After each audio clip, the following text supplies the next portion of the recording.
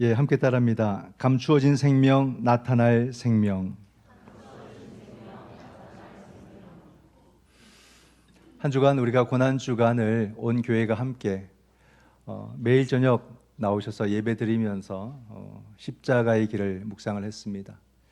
예, 결국 각자의 신앙인 거죠. 그리고 공동체의 신앙이고 각자가 믿음의 결단 속에서 함께 나와서 내 신앙의 내용이 무엇이고 내가 고백하는 신앙이 무엇인가. 우리의 신앙은 십자가와 부활이라는 사실입니다. 이거 외에 그 어떤 것도 들어갈 수가 없는 거죠. 한번 따라합니다. 십자가와 부활입니다. 예, 이 십자가 부활 속에서 우리는 새 생명과 산 소망을 누리게 되는 것이고 우리의 모든 삶도 이 십자가와 부활의 신앙 속에서 지금도 살아가고 있음을 믿으시기 바랍니다. 오늘의 말씀 이 부활절을 통해서 우리가 이 부활절의 신앙이 감추어진 것과 나타나는 것, 이 두 가지를 그대로 담고 있는 신앙이 바로 이 부활절 신앙이다는 사실입니다. 오늘 기도도 우리 장로님이 그렇게 해주셨고요. 오늘 찬양에도 그랬고요. 보이지 않아도, 그죠? 우리가 알 수 없어도 이것을 우리가 하나님의 뜻 가운데서 믿으며 하나님의 섭리를 따르는 그것이 우리 신앙이라는 것을 힘찬 찬양의 고백으로 우리가 함께 하지 않았습니까? 그게 우리 신앙이라는 겁니다. 이것을 오늘 우리는 나의 실체로 우리 믿음의 내용으로 믿으면서 그렇게 살아가게 되는 거죠. 그러나 항상 우리를 혼란스럽게 하는 것은 뭐냐면 바로 이 보이지 않는 그 실체, 그것이 언제는 믿어지다가도 또 언제는 믿어지지 않는 또 혼란스러운 그런 모습이 반복적으로 생겨나는 겁니다. 그렇기 때문에 우리 또한 반복적으로 예배드리고 기도하고 말씀을 묵상하며 내 삶을 끊임없이 이런 영적인 진리 위에 바르게 세워야 된다는 거죠. 한순간도 자신하지 말고 우리는 끊임없이 이 성전을 통해서 주님을 예배하는 공동체로 살아가고 정말 이 말씀이 오늘도 살아있는 하나님의 말씀으로 믿으며 그리고 그 말씀을 내 모든 삶 속에서 실현해내고 살아내는 것, 이것이 살아있는 믿음이다, 신앙이다 하는 것입니다.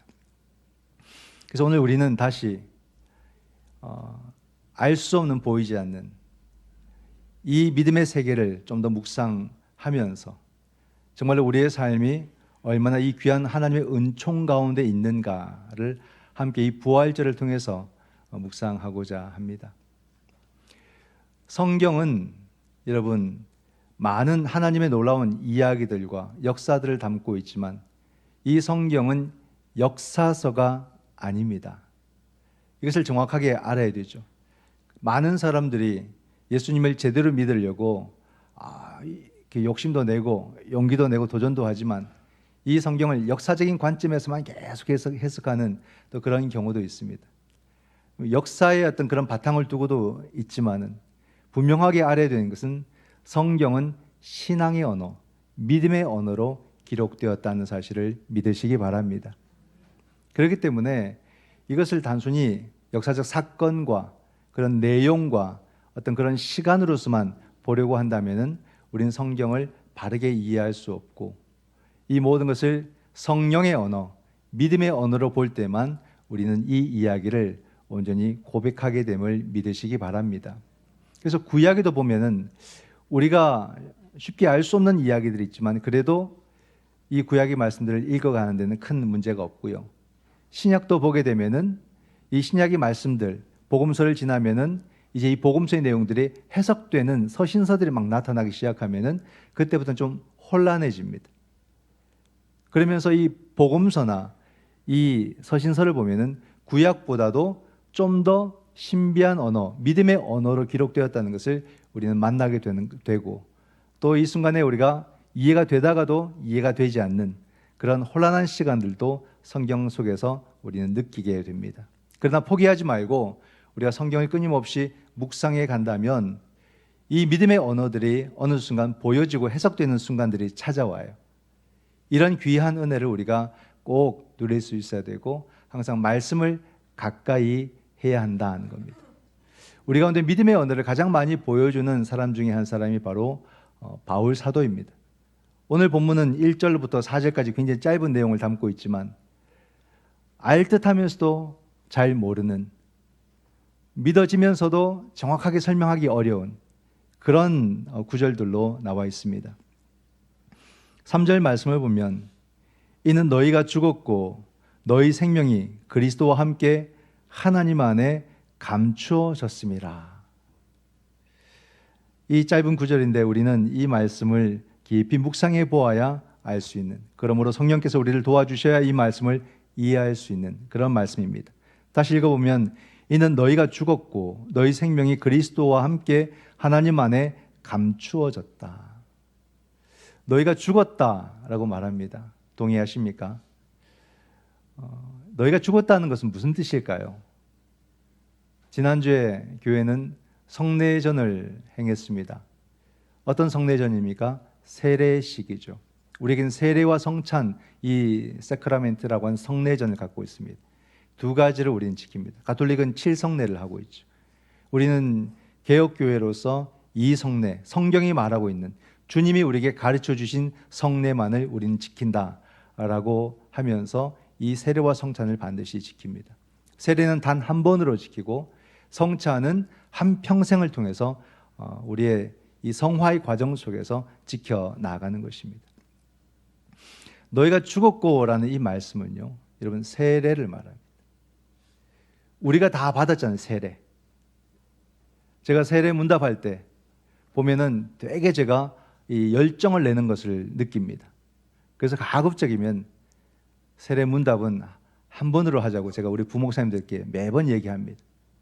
한 번 하고 나면 진이 다 빠져요. 근데 서로의 스케줄이 달라서 두 번, 세 번씩 할 때가 있습니다. 그럼 어쩔 수 없이 또 하죠. 굉장히 좀 그 시간을 중요하게 생각하고 정말 함께 나누고자 한 간절한 마음으로 합니다. 세례라는 것이 우리 신앙에 있어서 너무나도 중요한 이 시점이고 사건이기 때문에 이것을 우리가 절대 가볍게 여기지 말자. 이것을 강조하기 위해서 문답에서 굉장히 좀 강조해서 이야기를 나눕니다. 세례는 여러분 단순한 게 아니에요. 너희가 죽었고 이게 세례입니다. 어떻게 이것을 가볍게 나눌 수가 있겠습니까?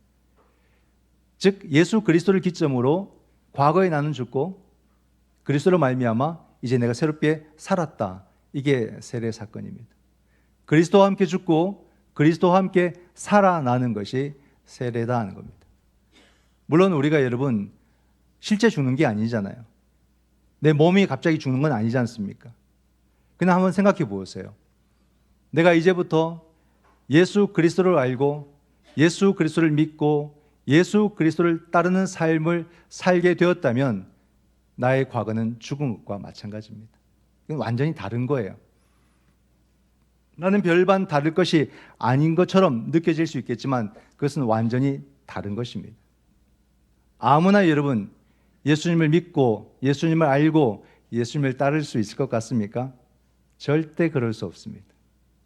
성령께서 우리 가운데 함께하지 않는다면 우린 예수 그리스도를 알고 따르고 믿는 삶을 결코 살아갈 수가 없지요.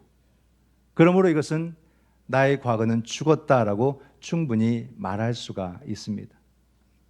세례라는 것은 그리스도와 함께 죽음의 사건이 있는 것이고 그리고 그리스도와 함께 다시 살아나는 사건이 있는 거예요. 그래서 세례를 받았다는 것은 내가 새 사람이 되었다는 뜻이에요. 여러분 그거 알고 계셨어요? 지금까지? 아, 내가 새 사람이었구나 느끼고 살아오셨습니까? 나는 헌 사람이다. 혹시 뭐 그런 생각 안 하셨어요? 나이가 들어가니까? 그런 게 아니라는 거예요. 따라합니다. 나는 새 사람이다. 왜요? 세례 받았으니까. 세례는 그냥 단순한 것이 아니라 그리스도와 함께 죽고 그리스도와 함께 사는 사건이에요. 사건. 그러면 나는 아닌 것 같아도 여러분 내가 그렇게 생각한다고 해도 그것이 아닌 겁니다. 성령께서 나를 그리스도와 함께 죽은 자로 그리스도와 함께 다시 살아난 자로 그렇게 만들어 주신 거예요. 그것을 믿기 때문에 우리는 성찬에도 참여하는 것이고 그리스도와 하나가 되었다고 내가 믿는 거예요. 그러니까 여러분 성찬에도 빠지면 안 되는 거예요. 정말 성찬에 나오셔야 됩니다. 성금요일도 우리가 성찬을 하지 않았습니까? 고난주간에 참여 못해도 창피해도 나오셔야 되는 거예요. 나 고난주간 참여 못했는데. 그 접어두고 나오셔야 되는 거예요. 왜냐하면 성찬이니까. 그리스도와 하나가 된 이 사건, 세례받은 자에게만 허락된 이 사건, 반드시 함께 참여를 하셔야 되는 겁니다. 그러니까 여러분, 우리가 예배도 열심히 나오지만 성찬이 있을 때 빠지지 말고 나오시기 바랍니다. 그리고는 주님과 다시 하나가 되는, 성령께서 우리를 하나가 되게 해주시는 이 놀라운 사건 안으로 다시 들어가는 거죠. 이게 반드시 필요합니다. 그런데 여러분, 우리가 혼란스러운 게 뭐냐면, 내가 새 사람이 되었다라고 하면은 정말 내가 완벽한 존재처럼 이렇게 느끼려고 하니까 혼란스러운 거예요. 나는 아닌 것 같습니다. 내가 나를 압니다. 난 너무 부족하기 때문에 모자란 것 같습니다. 우리는 스스로 물론 여러분 그런 마음 가질 수 있죠.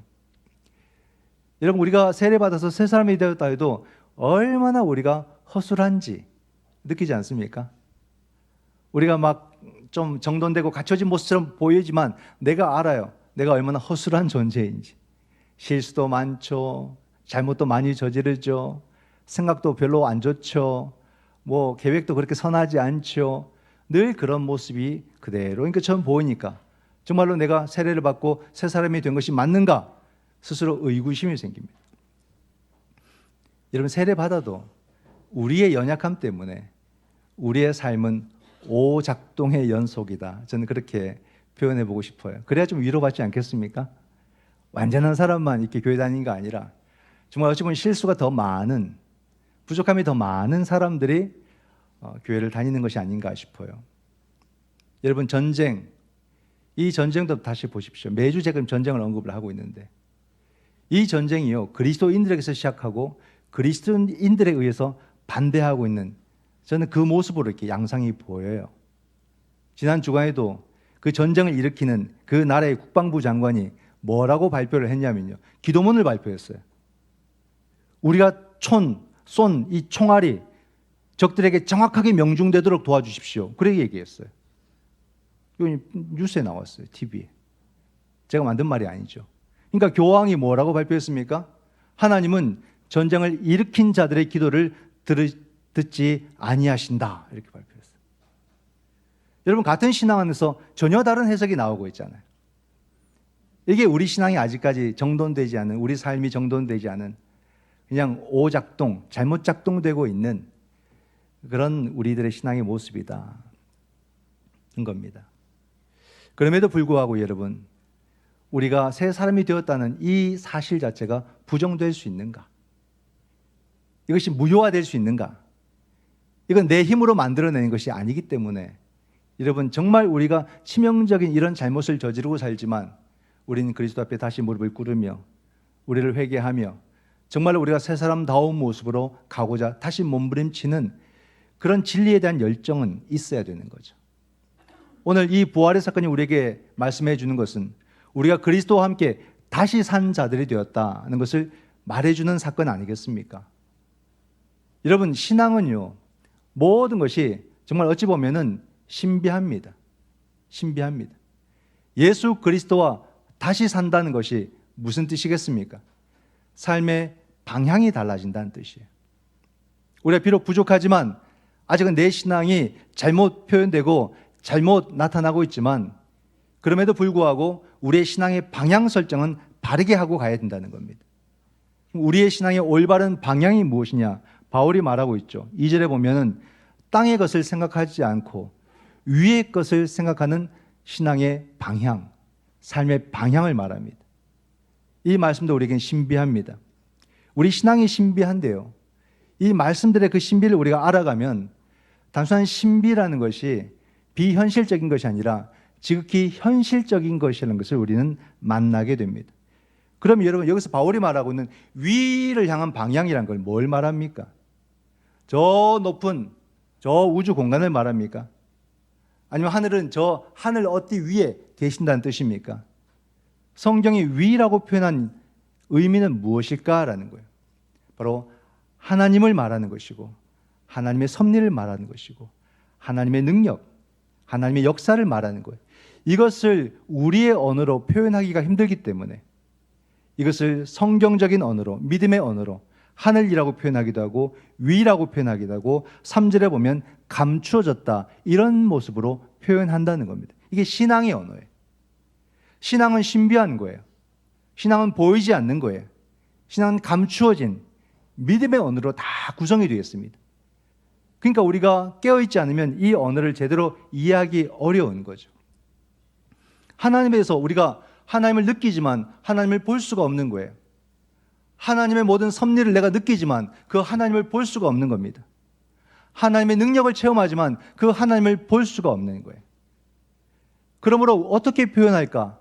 그러므로 그것을 하늘이라고 표현하자, 위라고 표현하자, 감추어졌다고 표현하자.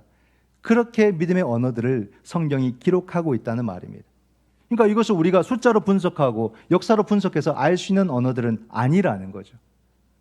이것이 역사 안에서 이루어졌지만 이것은 믿음의 언어로 기록되었고 성령의 언어로 기록되었기 때문에 우리가 믿음으로 이 성경을 바라볼 때 비로소 그 의미를 찾아갈 수가 있다는 거예요. 여러분 하나님을 직접 눈으로 보십니까? 그죠? 그러나 하나님의 능력을 체험하셨습니까? 하셨어요. 그죠? 우리는 하나님의 무한한 능력을 체험하면서 살아온 거예요. 그것은 우리가 부정할 수가 없습니다. 내 삶이 하나님의 놀라운 섭리 속에 있다는 것도 우리는 경험하고 체험했습니다. 이것은 우리가 부정할 수 없는 거죠. 그러나 그 하나님을 우리가 볼 수 없기 때문에 우리는 믿음의 언어 또는 기도의 언어로 하나님을 표현하는 거 아니겠습니까? 내 기도의 언어도 여러분 전부 다 믿음의 언어들인 거예요. 그걸 이렇게 풀어서 써보면은 이것은 분석할 수 있는 그런 단어들이 아니라는 말입니다. 오직 우리의 신앙, 우리가 믿음 말했던 모든 것이 바로 성령의 언어이고 신앙의 언어이고 신비의 언어들로 채워져 있다는 거죠. 이게 우리 믿음의 내용들입니다. 이것을 우리가 느낄 줄 아느냐, 느끼고 살아가느냐, 우리의 신앙이 이러한 모습으로 채워져 있고 이러한 신앙이 나의 이 모든 보이는 현실을 이끌고 가고 있다는 것을 우리는 경험하며 살아가느냐 하는 겁니다. 그럼 우리 모두가 하나님의 능력을 각자가 다 다양하게 경험하고 살아옵니다. 그러나 여러분 그 모든 하나님의 능력들, 크고 작은 또는 세밀한 그 모든 능력들을 다 모아보면 하나님의 궁극적인 능력이 나타나요. 그게 무엇일까요? 그게 바로 하나님의 생명의 능력이라는 겁니다. 하나님은 놀라운 생명의 능력을 이 땅 가운데 베푸시고 그 생명의 역사로 이 땅을 하나님께서 인도하시고 이 모든 역사를 하나님께서 생명의 은혜 가운데 완성하신다는 것을 우리는 경험하고 느낄 수가 있습니다. 창조의 역사도 생명을 이 땅 가운데 불어넣는 역사고요. 그리고 그 창조를 이례적 창조로 보지 않고 계속된 창조로 보는 것은 그 생명이 이 땅과 이 역사를 살아가도록 그 생명을 계속해서 하나님께서 보호하시고 지키시고 이끌어 가시는 새로운 창조가 날마다 우리 가운데서 일어난다는 거죠. 그리고 마지막에는 그 생명이 완성되도록 이끄시는 분이 하나님이시며 그 모든 생명의 역사 속에서 가장 결정적인 사건이 바로 예수 그리스도의 십자가와 부활의 사건이라는 겁니다. 이 땅을 살아가면서 시간 안에서 제한된 그 모든 생명들이 이 땅에서 죽게 되었을 때에 그 생명을 사망의 권세에서 다시 살리시는 하나님의 그 부활의 생명이 이 땅의 역사 속에 경험되어지게 되고 하나님께서 그 생명의 주인이심을 성경이 선포하고 있다라는 사실입니다. 이러한 놀라운 신비의 사건과 이 놀라운 신비의 신앙의 이야기들을 우리가 믿고 살아갈진데 여러분 과연 우리는 이 죽음이라는 것을 어떻게 이해하고 이 죽음에 대해서 우리는 어떻게 대하고 또 그렇게 우리는 그 죽음에 대해서 무엇을 감당할 것인가? 죽음은 피해갈 수 없는 운명 같아요. 우리가 고민하는 모든 삶의 주제도 들어가 보면 나의 죽음과 이어져 있지 않았습니까? 돈의 문제나 건강의 문제나 환경의 문제나 마음의 문제나 사랑의 문제도 다 들어가 보면 자신의 죽음과 결부되어 있는 문제거든요. 모든 인류의 그 문제들도 다 삶과 죽음의 문제 아닙니까? 다 이러한 부정적인 모습이 나타나거나 또는 긍정적인 모습이 나타나는 것도 전부 다 결국에는 우리의 삶과 죽음의 문제와 직결되어 있는 거예요. 근데 결국에는 그렇다면 우리의 모든 삶의 문제는 바로 하나님의 섭리 가운데 있는 생명의 문제라는 겁니다. 이러한 우리가 신앙의 신비를 안다면 여러분, 이 땅 가운데 나타나는 이런 폭력이나 이런 전쟁에 대해서 우리는 과연 어떤 믿음의 자세를 가져야 되는가? 전쟁을 우리가 여러분 어떤 식으로도 허용한다거나 또는 그것을 우리가 찬성하지 않는 이유는 뭐겠습니까? 전쟁이라는 것은 고의로 계획적으로 대학살을 저지르는 사건이잖아요. 하나님께서 그토록 생명의 주인 되시고 생명을 지키시고 그 생명을 살려내시는 그 끊임없는 하나님의 그 섭리의 역사가 이 땅 가운데 나타나고 있는데 그냥 대량으로 사람을 아무 이유 없이 내가 죽을 때 내가 왜 죽는지도 모르게 그렇게 사람의 생명을 빼앗아 버리는 것이 전쟁이잖아요. 그럼 그리스도를 믿고 복음을 믿는 우리는 그 전쟁이나 폭력에 대해서 어떤 생각을 가지고 어떤 저항을 해야 되는지가 나오는 거잖아요. 어떤 이념을 끌려가는 것이 아니라 이 십자가의 정신과 부활의 정신 가운데 있다면 이 신비한 능력과 이 신비한 신앙의 삶을 살아가는 자들이라면 이 보이는 세계가 폭력으로 치닫을 때 우리는 어떻게 반응을 해야 되는지도 나오는 거 아니겠습니까? 그저께는 4.3이었어요. 78주년. 우리나라가 해방 이후 한국전쟁 이전에 이 땅에서 끔찍한 제주도민들 2만 5천에서 약 3만 명이 그냥 학살당하는 사건이 이 땅에서 있었죠. 그들은 그들이 왜 죽었는지 잘 모릅니다.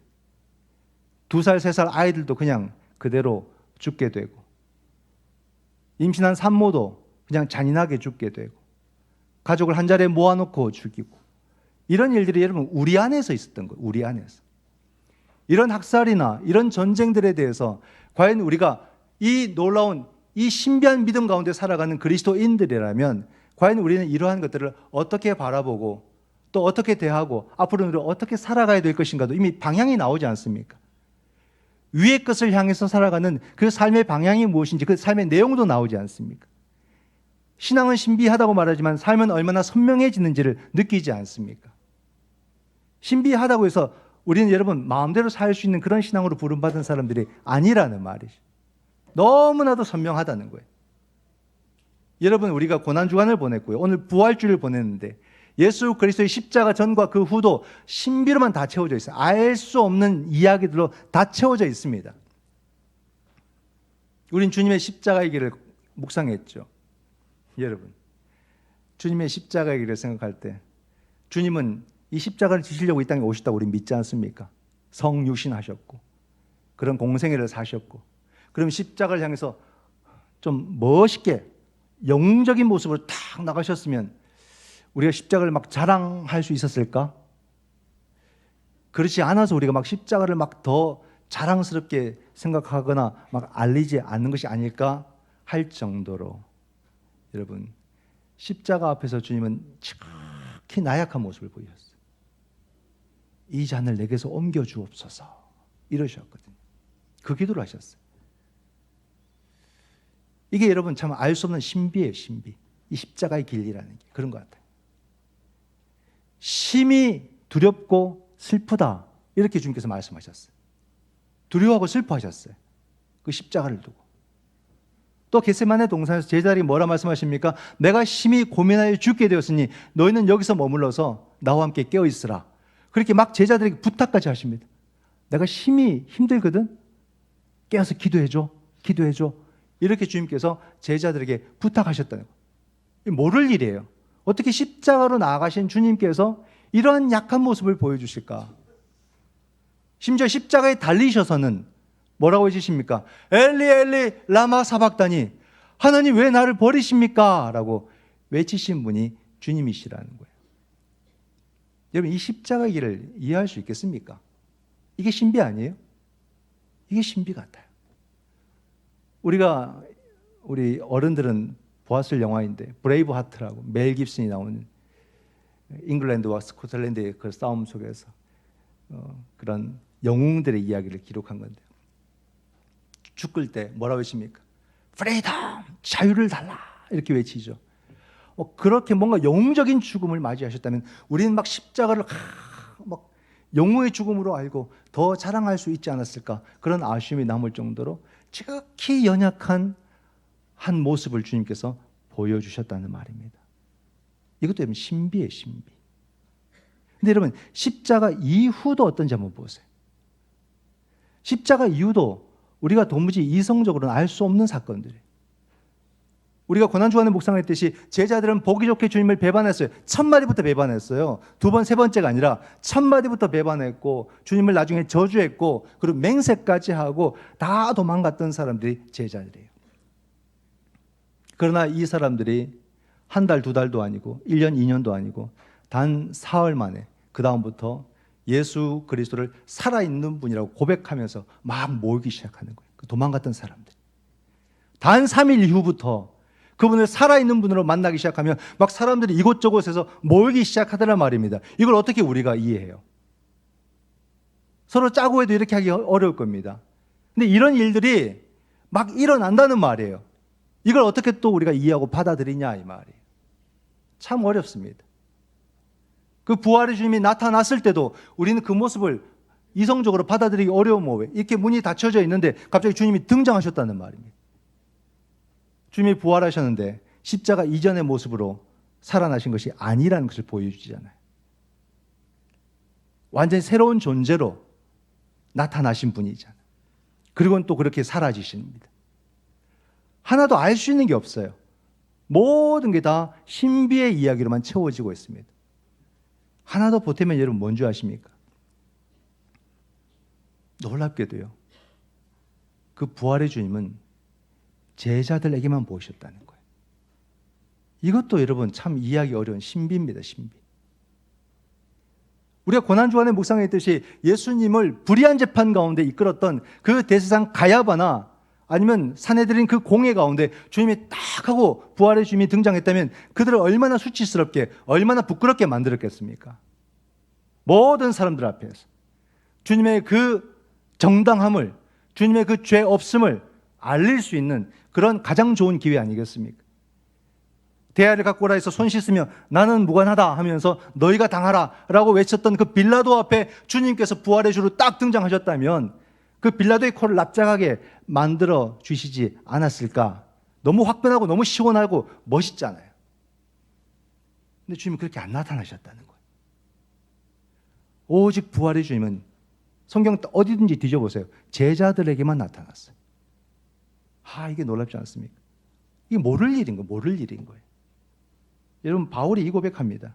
고린도전서 15장 3절로 8절에 내가 받은 것을 먼저 너희에게 전하였노니 이는 성경대로 그리스도께서 우리 죄를 위하여 죽으시고 장사 지낸 바 되셨다가 성경대로 사흘 만에 다시 살아나사 보세요.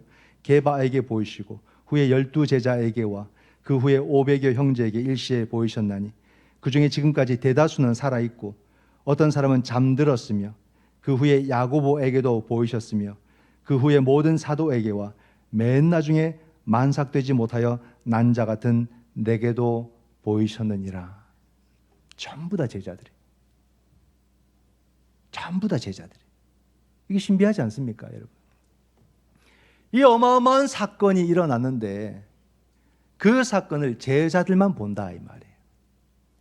예수 그리스도께서 십자가에 죽으시고 부활하심으로 말미암아 우리를 죄의 권세에서 해방하시고 우리를 구원하시는 이 사건이 역사의 한 중심에서 일어났는데 오직 믿음의 사람들만 볼 수 있도록 감춰진 사건으로 이 역사 가운데 존재한다라는 말이에요. 이것이 부활의 신앙이고 이것이 부활의 능력입니다. 이게 우리만 능력을 얻는다는 것이 아니라 예수 그리스도께서 십자가에 죽으시고 부활하심으로 이 놀라운 생명의 은혜를 온 세상이 누리고 살아가지만 그것을 느끼고 볼 수 있는 사람들은 믿음의 사람들이다 이 말이에요. 그래서 감추어둔 이 부활의 신앙조차도 이 신비의 영역 가운데 그죠? 3절 말씀에 감추어졌습니다. 감추어 놓으신 주님의 뜻이 있다는 것입니다. 이 부활의 신앙을 우리가 가지고 살아가는데 주님이 이루신 이 놀라우신 사건, 하나님께서 이 모든 것을 이끄신 놀라운 부활의 사건은 끝까지 감추기 위해서 하나님께서 이 땅 가운데 허락하신 사건이 아니라 결국에는 끝에는 드러내기 위한 사건이라는 것을 말해줍니다. 이게 놀라워요. 여러분, 우리가 감추어진 것에 대해서 이해할 수 없습니까? 충분히 이해할 수 있어요. 지금 내 옆에 사람이 누굽니까? 내 가족입니까? 잘 아는 우리 성도입니까? 그 모습은 내가 볼 수 있잖아요. 근데 그 사람 마음은 여러분 알 수 있어요? 아침까지 일했는데 여러분 지금 무슨 생각하는지 아십니까? 지금 나에 대해서 좋게 생각할지 나쁘게 생각할지 아십니까? 우리는 그 마음 모르는 거예요. 옆에 있어도 그 마음 모릅니다. 하물며 이 놀라운 구원의 사건을 어떻게 우리가 봄으로서 다 알 수 있겠습니까? 그것이 비밀이라는 것이 어떻게 이상하다고 우리가 말할 수 있겠습니까? 이게 씨앗과 같거든요. 이 씨앗은 있는데 그 안에 보이지 않는 꽃이 있고 열매가 있는 거 아니겠습니까? 근데 이것은 끝까지 그렇게 씨앗으로 가는 것이 아니라 결국은 이 씨앗이 터지면서 드러나는 것 아니겠어요? 나타나는 것이다. 여러분 3절과 4절을 다시 봅니다. 이는 너희가 죽었고 너희 생명이 그리스도와 함께 하나님 안에 감추어졌다. 그죠? 예수 그리스도의 그 부활의 생명이 나타났는데 하나님 안에 지금 감추어진 상태로 우리 가운데 존재하고 4절에 우리의 생명이신 그리스도께서 나타나실 그때에 너희도 그와 함께 영광 중에 나타나리라. 결국은 이 부활의 생명이 모두가 보는 생명으로 드러날 때가 있다는 겁니다. 근데 놀라운 것은 감추어진 그 생명도 그리스도와 함께 감추어져 있고, 이게 우리 생명 아닙니까? 주님이 우리에게 주신 생명. 그 생명도 그리스도께서 우리에게 나타나실 때 함께 나타나리라. 무엇을 말합니까, 여러분? 결국 우리의 생명이 그리스도와 함께 지금 우리 가운데 감추어진 모습으로 있으며, 결국엔 내 생의 그 마지막 순간에 그것이 보여지는 생명으로 또 함께 우리 가운데 임할 것이다. 이렇게 약속해 주고 있는 것이죠. 여러분, 지금 우리는 감추어진 신앙의 세계를 한평생 살아가는 겁니다. 이것을 의심해서는 안 되는 거죠. 의심이 되면 다시 말씀으로 들어오고 다시 예배로 나오면서 이것을 내게 살아있는 신앙으로 다시 회복하고, 그러면서 결국에는 주님이 이 생명을 나의 인생의 마지막 순간에 나타내실 것이다 라는 굳건한 믿음을 가질 수 있기를 원합니다. 또한 이 말씀은 결국 내 모든 삶은 예수 그리스도에게 달려 있으며 내 모든 삶은 예수 그리스도에게서 완성된다는 사실을 이 부활의 신앙이 말해주고 있습니다. 그러면 여러분, 우리가 주님을 끝까지 신뢰하며 우리의 모든 삶을 끝까지 주님과 함께 살아가며 내 모든 삶은 예수 그리스도의 섭리 가운데 있음을 믿으시고 모든 삶을 믿음으로 부활의 신앙으로 온전히 도전하시는 그런 믿음의 제자가 다 될 수 있기를 주님의 이름으로 축원드립니다. 아멘. 기도하겠습니다.